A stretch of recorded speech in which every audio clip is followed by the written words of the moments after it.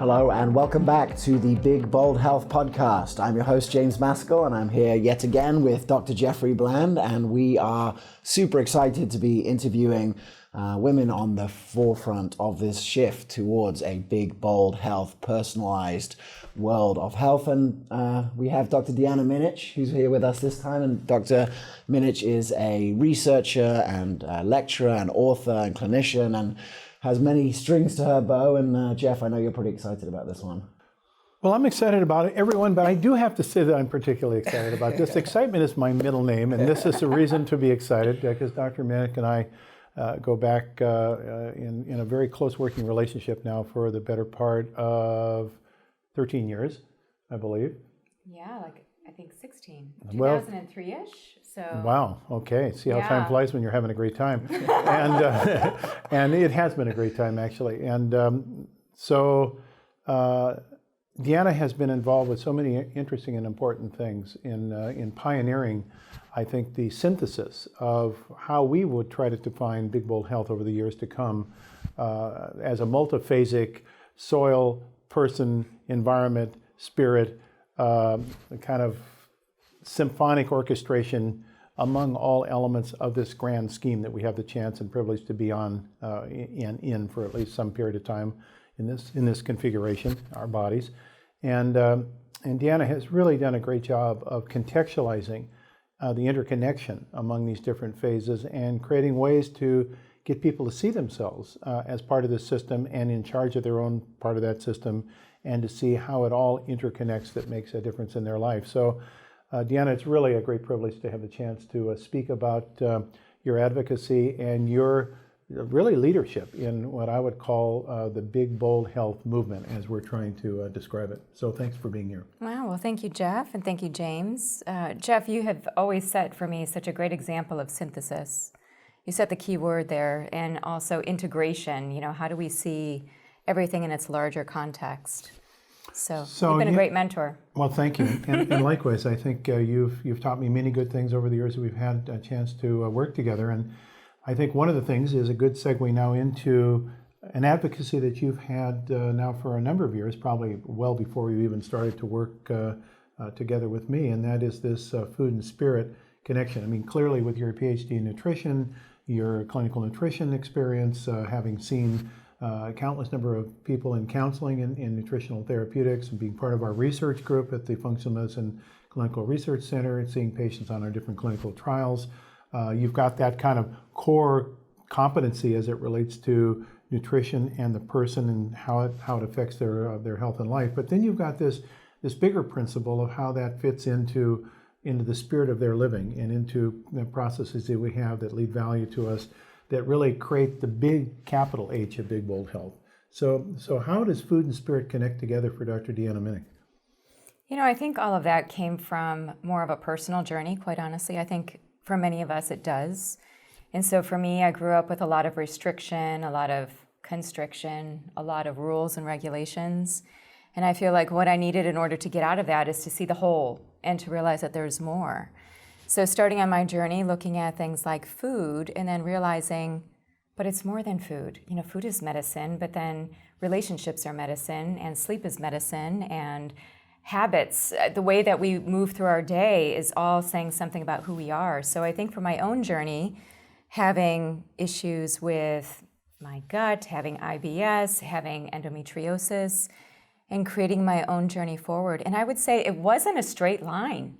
It was very zigzag, you know, trying out different things and really being resistant to the whole food is medicine, because I grew up with, like you, a health nut mom who forced a lot of things about food down our throat. You mean those paper bags that we carried every day to lunch?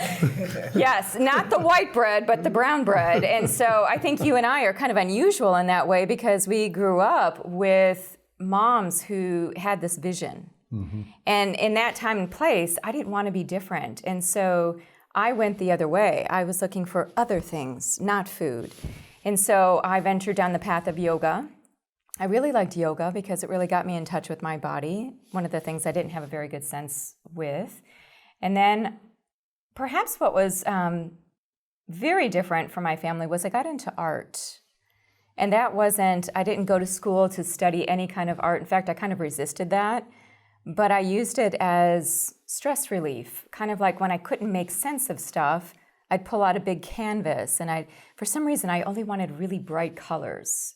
And so I would paint organic shapes, organic spirals, and my husband had all kinds of comments about them because they were all over our house. So this was in my 30s when I really got to this point of starting to express myself in different ways that went beyond the plate, went beyond, even though I had studied nutrition, I realized that there was more beyond that context. And creativity was taking me there.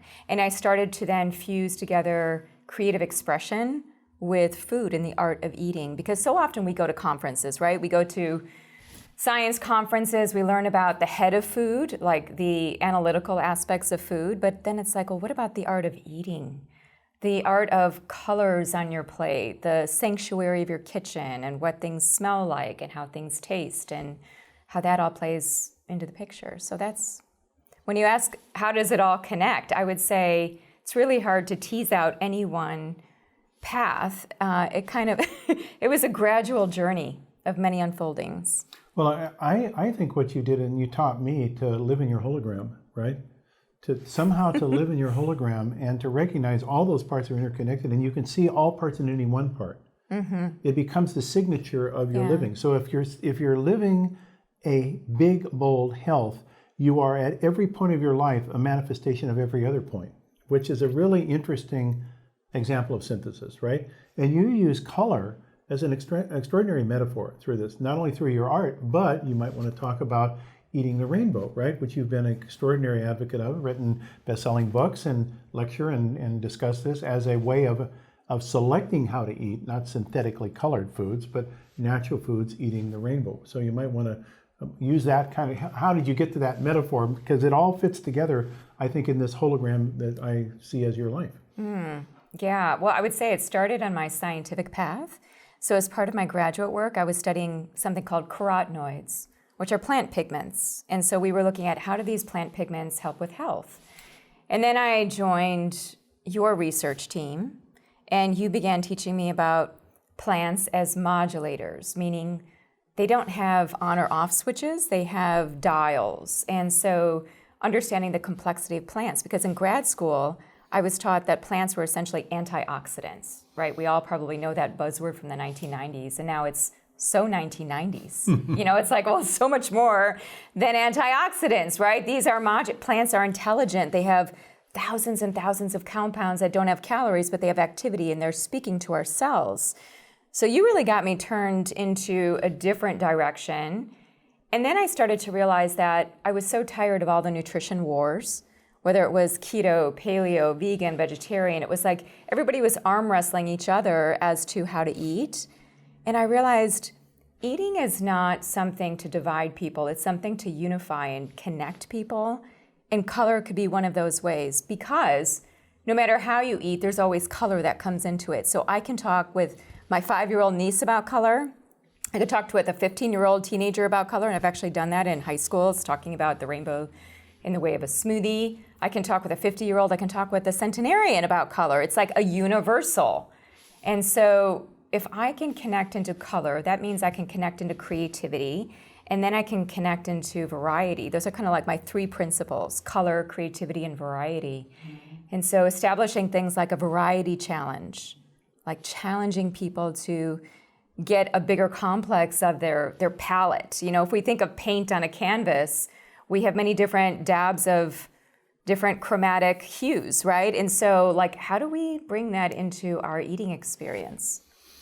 One of the things that I've, really just appreciated watching your, career over the last few years is exactly that, a desire to bring people together around common concepts. When it comes to spirit, which again, has been bastardized and actually put people at each other's, against each other, what are some of the ways that you found to sort of create convergence in that realm? Yeah, and that is such a tricky word, isn't it? That's the one that people stumble upon when they hear food and spirit.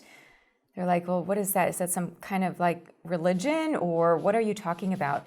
And the way I define spirit is the essence of connection.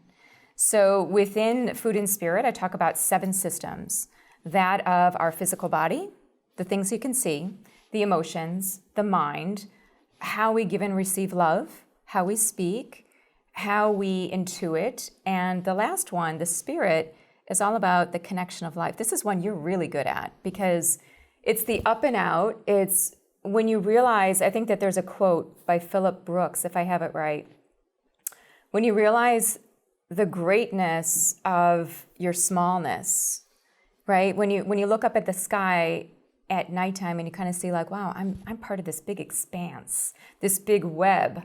And so you kind of get perspective. It's kind of like the macrocosm is the microcosm. And so that to me is spirit. It's the interconnection. It's having a piece of food. It's having a sip of water and realizing that it's not in isolation, but it's part of the great big whole. And that is healing in and of itself. And the more that we have fragmentation and separation from that, I think that's where we get into disease. That's where we get into dysfunction. That's where we feel depressed. And so having the sense of spirit it's kind of like the universal force that is all connecting. It's kind of like the oneness feel. So as you have talked about this with your clients and with your audiences and with the professional people that come to you for consultation and education, everybody might enter into that conversation with a different and personal experience, right? As to how they're drawing on that thought. And probably some people have been wounded or injured or maligned or not validated, or there could be a lot of negative experiences that people might bring into that. Do you find that there are certain doors that can be open for people with differing experiences, some of which maybe are less positive than others, to get them to have that revelation and feel that sense of wholeness?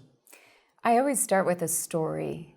One of the things that I've learned from being in functional medicine is that everybody has a story. And when we witness each other's story, it's almost like we come into that place of unity because we can remember or connect into some common thread. It's kind of like, oh yeah, I may not have had that exact experience, but there's something about that feeling that person is conveying that I'm tapping into. So I think that we have a lot of those universals. We have food as a universal. We have creativity as a universal. Many people say to me, oh, I'm not creative, I'm not an artist. And I really like to shift that conversation as a portal of entry to realize that our body is creative. As we sit here, our cells are dividing. Everybody has that sense of creation within them. So everybody has certain things in common. And I think if we go there, then we get to the connection, we get to the spirit. And we start with our name. Mm-hmm. I am, and kind of go from there and start to witness the story. In fact, it's really interesting because I have a whole group of practitioners and some of them get really tangled up into all the forms and all the biomarkers and all the assays and all of the metrics. And I say sometimes, pull back and just open the space for their story. Just say, tell me your eating story. And spend 10 minutes talking about their eating story. Let them talk about it. So I think that's the portal of entry. When you say people coming from trauma, coming from all walks of life, we can all share in the concept of story. Beautiful.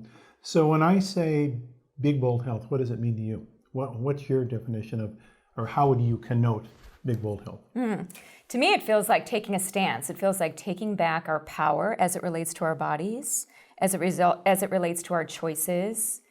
So, using those words big and bold already confers pretty massive energy in the direction of health, which I think we need because so often people feel like they're in the background. They're not in the foreground of their health, right? And so it's like, how do we empower people to make choices?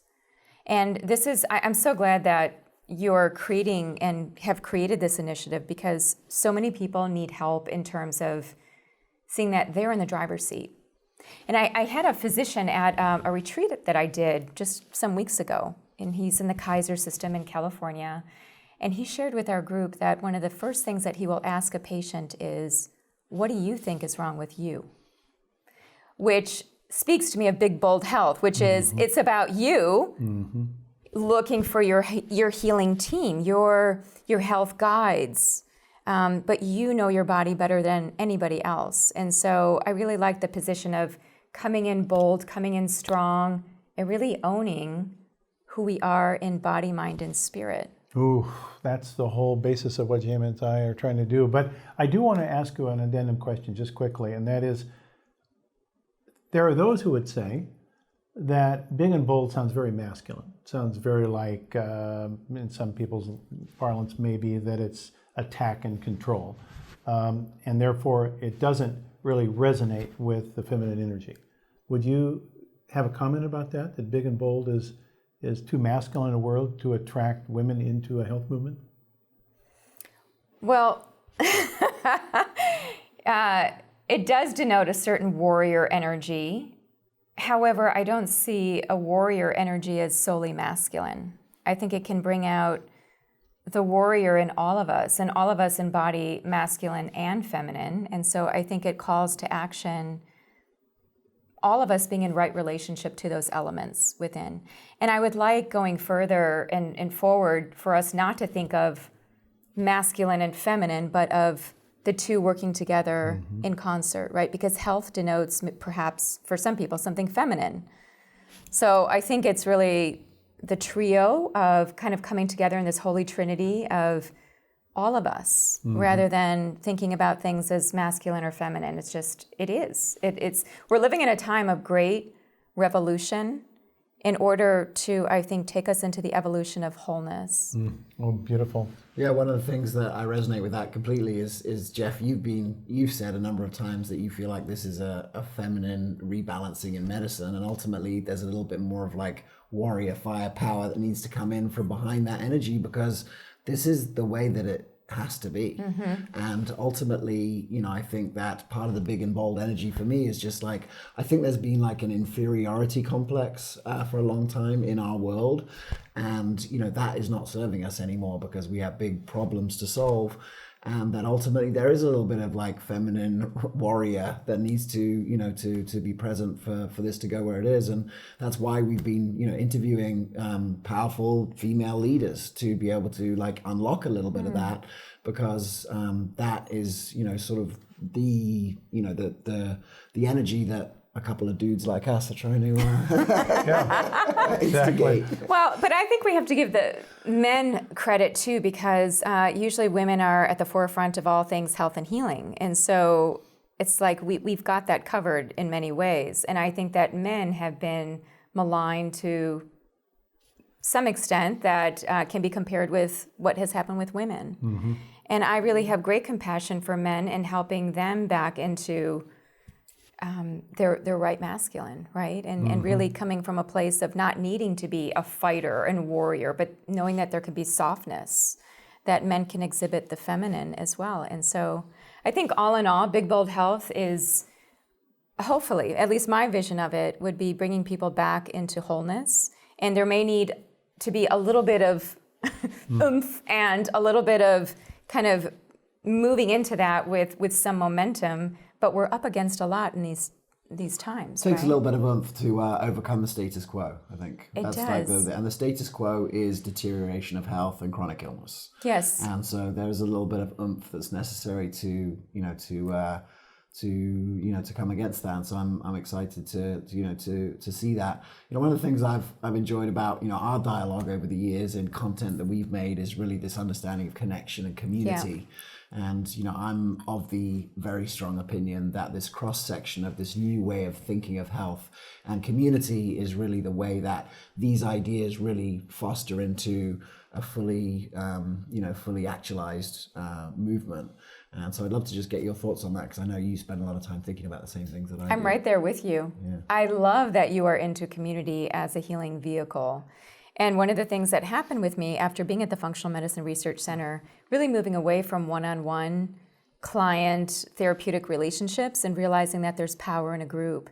So now, for the most part, I'm only doing group connections. Like today I just taught, and I just hold the space and I ask everybody else to weigh in and then to comment on each other's comments, to ask questions of each other. I mean, that's the real gold, that through each other, we see ourselves and we come into that place of realizing that we are really all connected. It's a very spiritual exercise. So in the ancient traditions, we would look at tribe and community as part of like the first formative stage but really it's all along that continuum into a very advanced spiritual element as well. Because when we can see ourselves in others, then we can see ourselves in everything. So I love the aspect of community. I embrace it for myself, and this is my only way of teaching now. So that's really a beautiful model for what we're trying to get across with Big Bold Health. We'd like to see ourselves as a meeting ground for advocates for their own personal health that share with others the spirit of making this community movement forward globally. And what you just said reminds me, and I'm doing a mea culpa here, so bear with me for a half a second. So years ago in my early doctor education seminar experience, this would have been the middle 80s, say, I was doing these lectures at Omega Institute in Rhinebeck, New York. And I was very proud of the course that I was doing, and it was well attended. Every summer people would look forward to it. And it was a live-in experience. We were in cabins, and so it was a full immersion experience for a couple of weeks. And so this feeling that hubris, which is a very bad thing to feel, you got to be careful of managing that. We started the first day, and this guy comes up to me, a doctor, and he says, "So this is going to be on nutrition, right?" And I'm very proud. I said, "Yes, we're definitely going to be talking about nutrition and nutritional biochemistry." And he goes, "So it's about like food, right?" And I said, "Yeah, food. It's about food. Yeah, yeah." And then so I go on to my repartee. I'm thinking very highly of myself, that I've got this all wired. And so the break comes, and the first morning he goes, "That was the most disgusting experience I've ever had." He said, "I thought you were speaking about food and nutrition."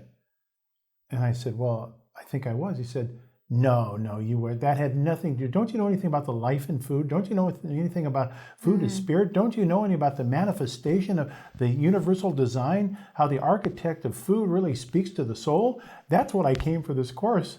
But I thought, okay, that just shows me I have a lot to learn. He didn't last until the afternoon, and I got an education. So I think that there are so many elements that come together, right, as to how we define ourselves. Again, it's part of this hologram of how we define the hologram of our own life in the context of the world as we see it.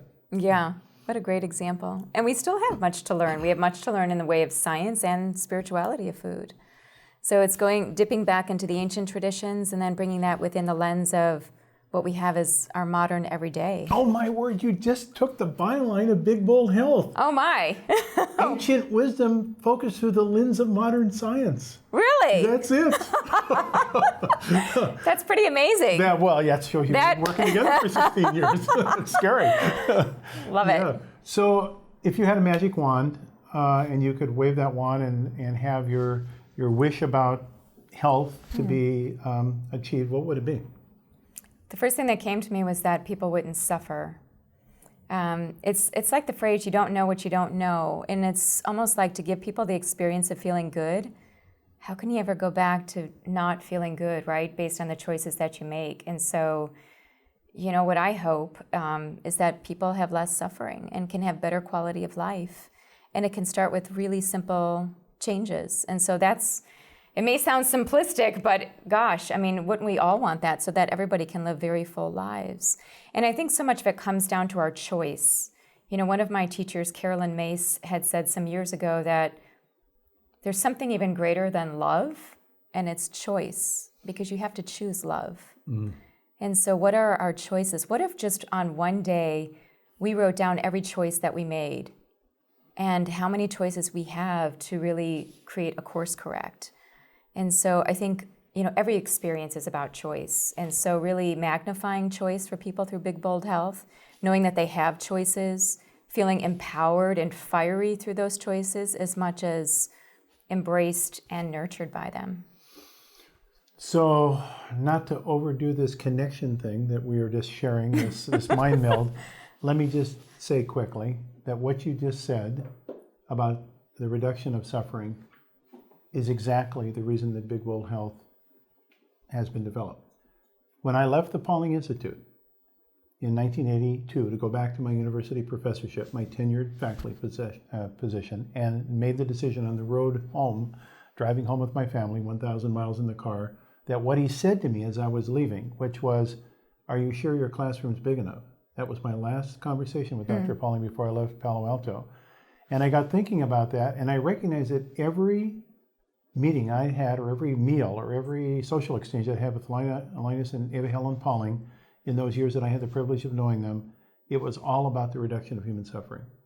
That was the central feature of their life. A lot of people don't know this. They think of him as a nuclear chemist or as a whatever they might think, vitamin C or whatever. But the central feature of his life was to understand structure and function that he and his wife were advocating. That was his whole work in peace and the disarm, the cessation of nuclear arms testing, atmospheric testing. All of that came about through the concept of reducing human suffering. And if you could know enough from the subatomic particle up to the social matrix of complexity, you could then do something to alleviate unnecessary suffering. So that was really the reason of giving up my faculty position. That was the reason for the start of what HealthCom became, then later IFM, and that's the reason for Big Bold Health. So thank you. Wow, thank you. Yeah, it's been a really great run, and we're only started to hopefully infect people with the advocacy that they possess to be all the health that they deserve. That's our model. Well, it's been such an honor to bear witness to this over the last few years, and as you can tell from Jeff's energy, we're just getting started. So I can tell. Wonderful to be part of it, and thank you everyone for tuning in. I know that this pair has meant a lot to a lot of people, and I've been very, very grateful to share it here on the Big Bold Health podcast. If you've enjoyed the episode, make sure to share it with your friends and family and anyone who you think needs to listen to this. Check out the show notes for links on how you can find out more about Dr. Deanna Minich's work. But in the meantime, thanks so much for tuning in to Big Bold Health. Thanks so much for tuning in, and we'll see you next time.